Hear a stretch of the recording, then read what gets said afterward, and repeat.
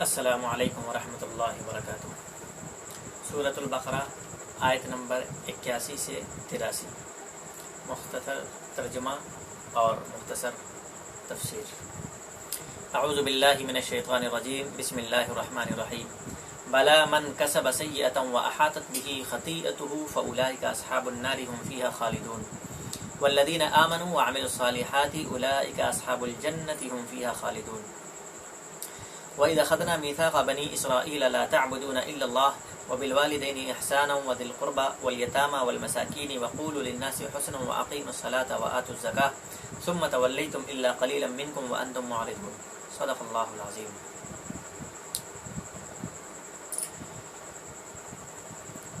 بلا من کسب سیئۃ واحاطت به، کیوں نہیں جس کسی نے برائی کی اور برائی نے اسے گھیر لیا تو یہ لوگ جہنمی ہیں اور جہنم میں وہ ہمیشہ ہمیشہ رہیں گے، اور جو لوگ ایمان لائے اور اعمال صالحہ کیے یہ لوگ جنت والے ہیں اور جنت میں وہ ہمیشہ ہمیشہ رہیں گے۔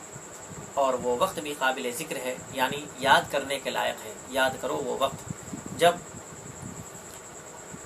ہم نے میثاق لیا، یعنی وعدہ لیا بنی اسرائیل سے کہ تم نہ عبادت کرو مگر اللہ کی، یعنی اللہ کے سوا کسی اور کی عبادت نہیں کرو گے، اور والدین کے ساتھ حسن سلوک کرو گے، ذی القربیٰ رشتہ داروں کے ساتھ، یتیموں کے ساتھ، مسکینوں کے ساتھ اچھا برتاؤ کرو گے، وقولوا للناس حسنا واقیموا الصلاۃ وآتوا الزکاۃ، اور کہو لوگوں سے اچھی بات یعنی خوش خلقی اختیار کرو، واقیموا الصلاۃ وآتوا الزکاۃ، اور نماز کو قائم کرو اور زکوٰۃ کو ادا کرو، ثم تولیتم الا قلیلا منکم وانتم معرضون، پھر تم اس سے پھر گئے مگر بہت تھوڑے تھے تم میں سے جو نہ پھرے، وانتم معرضون، اور تم سب کے سب اعراض کرنے والے تھے۔ یہ جو الزامی جواب الزامی جو سوال کیا گیا تھا یہودیوں سے کہ کیا تم نے اللہ سے کوئی معاہدہ کر رکھا ہے کہ وہ تمہیں جہنم میں نہیں ڈالے گا، یا تم اللہ پر جھوٹی بات کہتے ہو۔ اب اس الزامی جواب کے بعد اللہ رب العزت نے ایک عام قاعدہ بیان کر دیا، بلکہ حقیقت یہ ہے کہ جس کسی نے برائی کی ہے اور اس برائی پر وہ مستقل رہا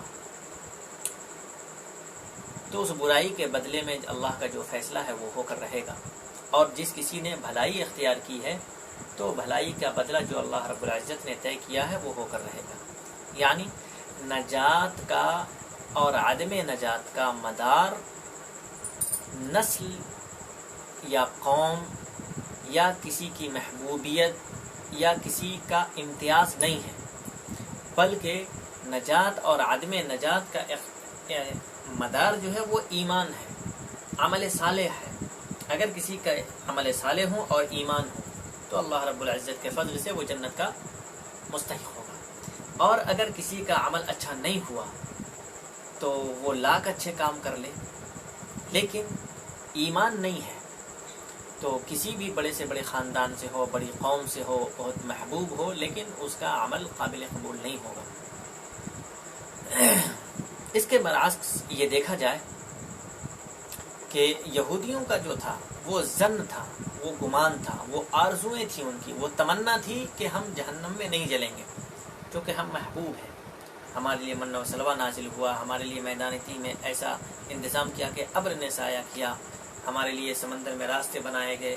یہ سب پڑھ پڑھ کر ان کے ذہن و دماغ میں یہ آ گیا تھا کہ ہم اللہ کے اتنے محبوب ہیں کہ ہمیں جہنم میں ڈالا نہیں جائے گا۔ لیکن اللہ رب العزت کا یہ عام قاعدہ، عام فیصلہ ہے کہ ایمان کے ساتھ جس کا خاتمہ ہوا، عمل صالح کے ساتھ جو لوگ گئے، ان کے لیے اللہ رب العزت نے بہتر فیصلہ کیا، اور جو عمل صالح اور ایمان سے خالی رہے ان کے لیے اللہ رب العزت نے الگ جہنم کا فیصلہ کیا۔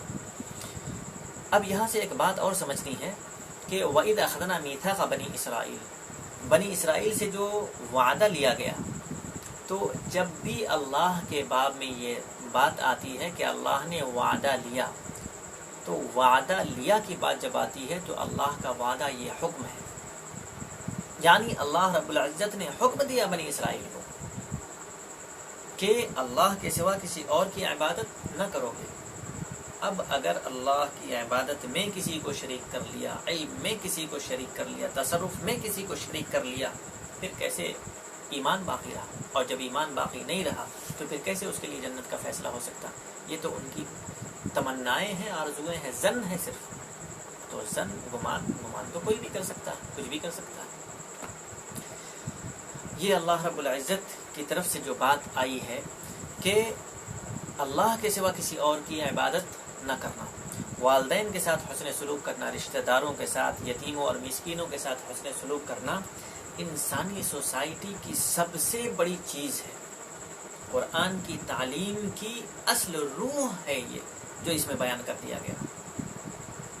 اگر ایک بندہ اللہ کی عبادت بھی کرتا ہے، والدین کے ساتھ حسن سلوک بھی کرتا ہے، رشتہ داروں کے ساتھ اچھا برتاؤ بھی کرتا ہے، یتیموں مسکینوں کا وہ خیال بھی رکھتا ہے، اور لوگوں سے خوش خلقی سے پیش آتا ہے، تو آج جو دنیا بھر میں نفرتیں، کینہ، بغض، عداوتیں، حسد، جلن، ظلم کا جو دورہ ہے، دل پر ہاتھ رکھ کے بتائیں اگر ان چیزوں پر، یہ جو 8 چیزیں بیان کی گئی ہیں، ان 8 چیزوں پر جب عمل انسان صحیح طریقے سے کر لے تو دنیا میں امن امن امن ہی ہوگا، صلح صلح اور صلح ہی پھیلے گا، نفرتیں ختم ہو جائیں گی، ظلم کا اندھیارہ یقیناً ختم ہو جائے گا. قرآن نے ایسی ایسی عظیم باتیں، بڑی بڑی باتیں چھوٹے چھوٹے جملوں میں جو کہہ دی ہیں، جو انسان کی اصل رگ تک پہنچ جانے والی، اس کی کنہ اور حقیقت کو بیان کرنے والی کتاب ہے.